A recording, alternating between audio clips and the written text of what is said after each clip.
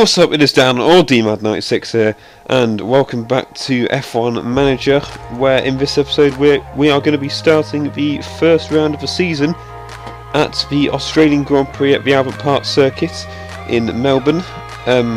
So since this game was set in 1999, this is obviously the fourth time Albert Park has hosted the first round of the season. Of course, it first came in 1996, replacing the Adelaide circuit, and we are here once again at the first round of the season at Melbourne. And that record set by Heinz Frentzen in the 1997 season.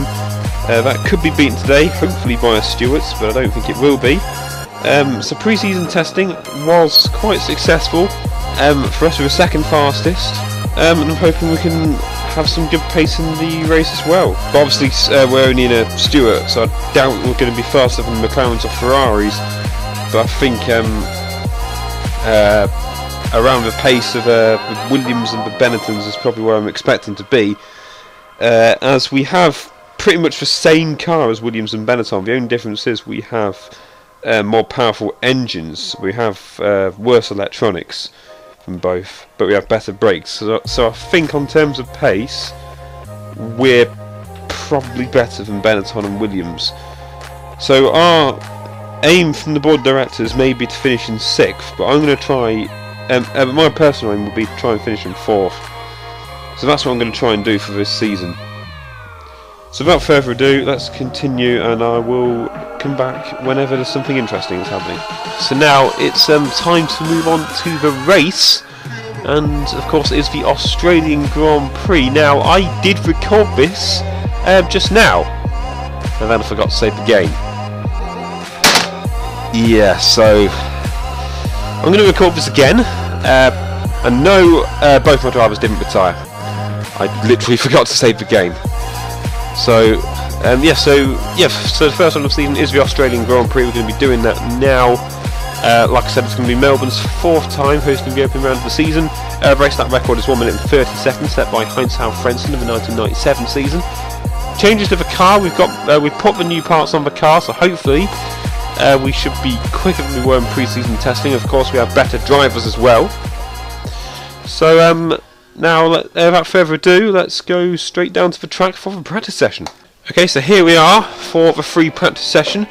Now, I should have explained everything that should happen in a race weekend situation in the last video, so I'm not going to be showing practice or qualifying. Instead, I'm just going to show you guys the results of the practice session, so we'll give you guys a rough idea of what to expect for qualifying and the race. So all that I can recommend in practice is that you send your drivers on medium fuel runs. Make sure you do a push and a risk everything lap, and it's basically all about finding the best setup for each driver. So you can obviously change your setup here, like I mentioned in the last episode.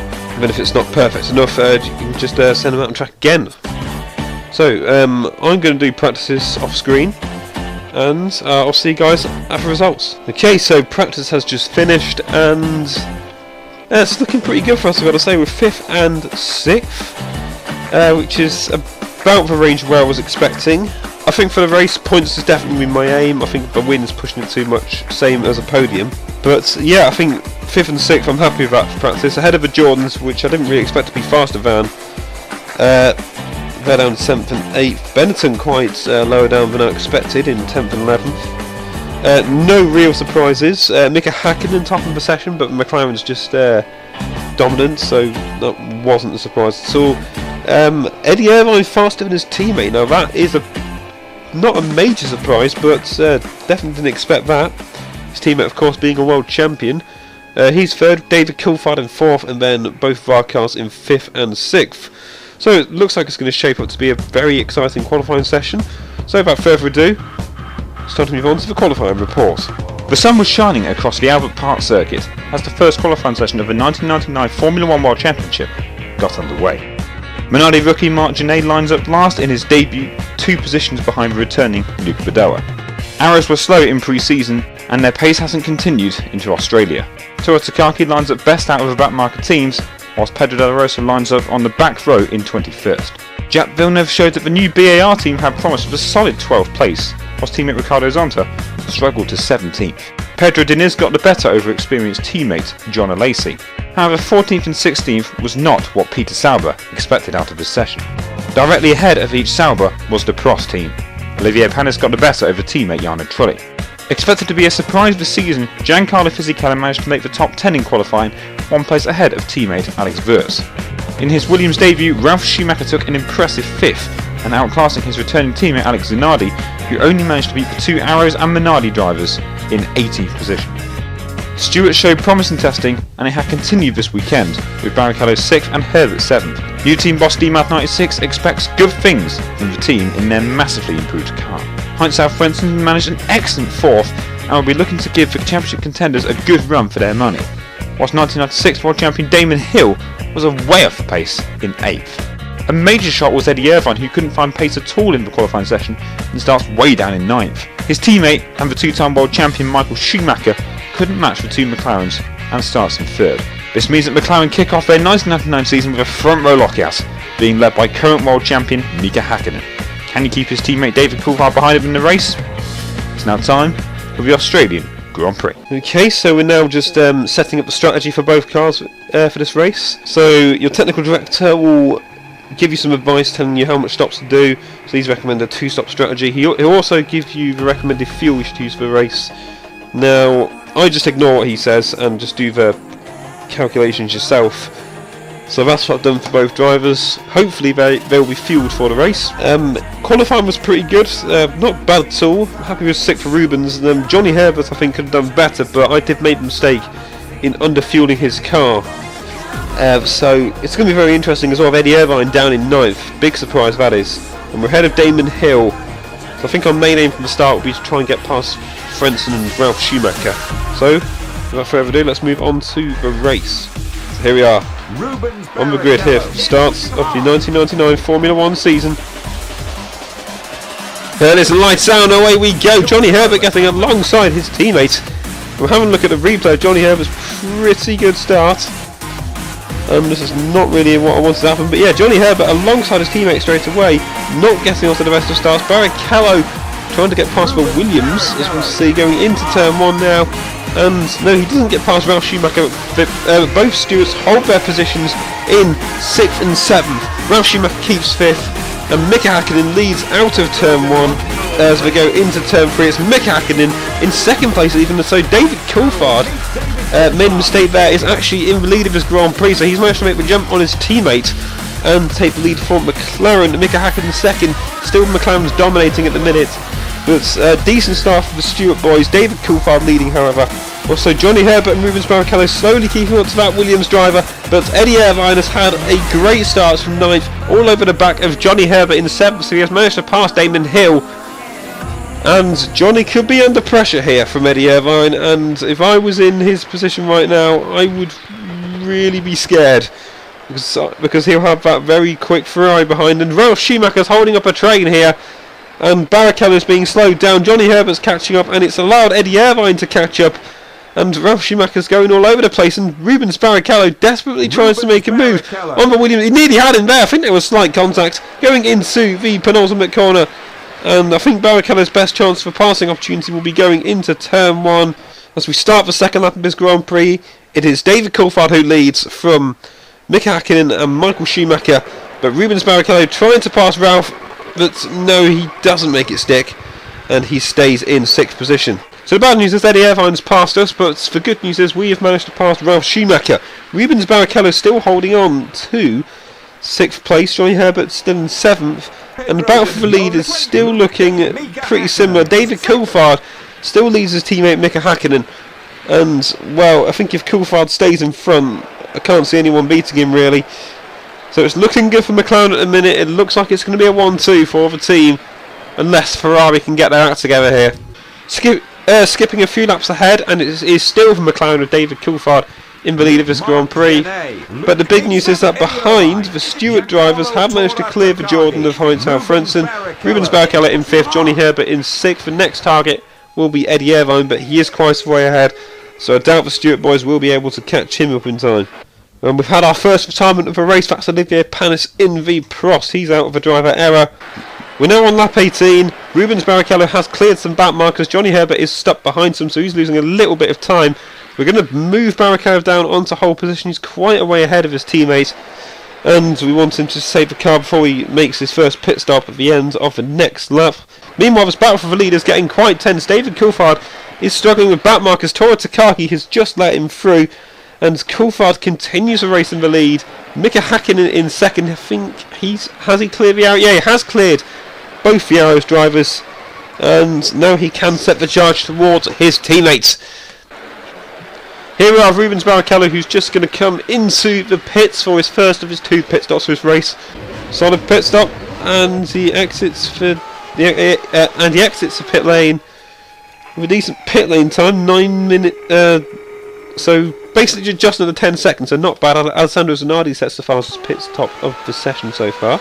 So the drama has ensued here. Eddie Irvine's out with a fuel issue, and so is Mika Hakkinen. So it seems that Mclaren and Ferrari have underfueled their drivers. Well, I don't think they've underfueled Coulthard or Schumacher, but Hakkinen's out the race, Irvine's out the race, and more importantly, we're now 3rd and 4th, so both cars in the points, one of them on the podium.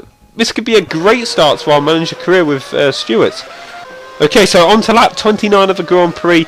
Johnny Herbert is still 13 seconds behind Barrichello, and he's actually, if anything, he's gained a couple of seconds on Michael Schumacher. So we're going to put Herbert down whole position. We're going to keep Barrichello on push for a couple of more laps to see what else he can do to that gap between him and Michael Schumacher. But if we're talking about a gap that is changing dramatically, David Coulthard is getting reeled in by Michael Schumacher. So McLaren must be feeling quite nervous now. Michael Schumacher catching up. This could be very interesting, and this track seems to be very fuel efficient because Takaki's gone with another fuel problem, the same lap as Hakkinen. Bad news for Johnny Herbert. Damon Hill has managed to get ahead, but I'm not too sure if Damon's pitted yet. I'm just going to check now, and he has, so that's not good for Johnny. So he's stuck in 5th position. So we've just got to hope that Barrichello can hold on to 3rd and keep ahead of Damon Hill before the end of the race. Right, so another race update now, and Barrichello has managed to hold on to 3rd, but Johnny Herbert has passed Damon Hill and is into 4th position. So both cars are in the top 4. What a great start to our season with Stewart. Johnny Herbert just needs to hold off Damon Hill towards the end, and he will claim a brilliant result for the Stewart team. So here we are on the final lap of the race, and we're on board with the race leader, David Coulthard, who's just in between the 2 Jordans. I think he must be lapping Damon Hill, his former teammate actually. So here we are on board with the Scots, who I think it's safe to say he's taken the lead from the start of the race, and well, has basically dominated. Hakkinen obviously retiring, but even before Hakkinen retired, he didn't really stand much of a chance. And that's really proved how great David Coulthard is. And I think he's looking like he's going to have a brilliant 1999. After coming 3rd in 1998, David Coulthard is going to cross the line and win here in Melbourne. A brilliant victory there for the Scots.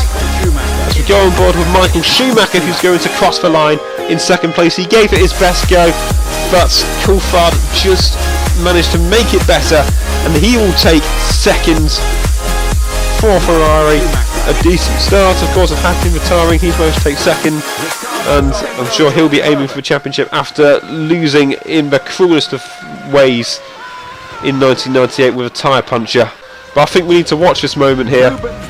Rubens Barrichello and Johnny Herbert are on their final lap now, because the race doesn't end for the lap drivers. They've still got to complete the 58 laps of this Grand Prix, and in their first race under management from DMAD 96, Rubens Barrichello is going to enter penultimate corner. He's managed to capitalise on retirements from Mika Hakkinen and Eddie Irvine, whose teams couldn't get their strategy right, and Rubens Barrichello comes across the line to take a magnificent 3rd for Stewart Force.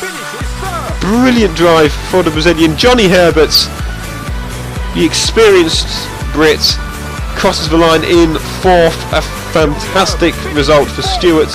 which I believe moves them ahead of Ferrari in the Constructors' Championship.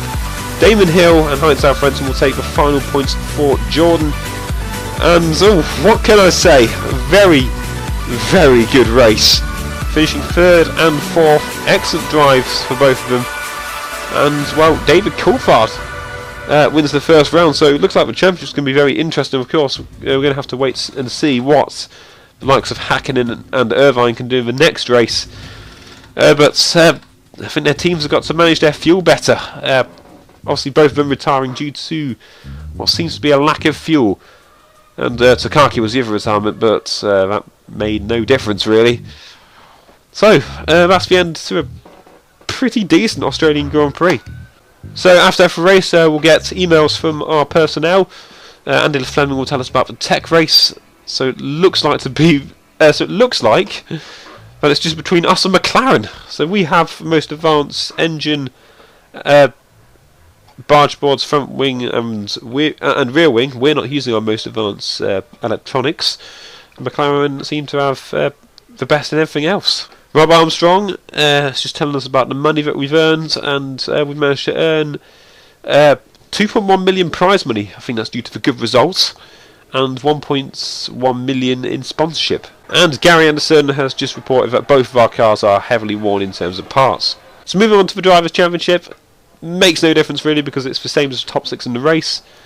But in the Constructors' Championship, due to our 3rd and 4th and Ferrari only getting one car in the points, we're ahead of them in the championship. So we're 2nd after the first round. Now, like I said at the start, I said I wanted to finish 4th, and our board of directors wanted to finish 6th. So my personal objective was to finish in 4th.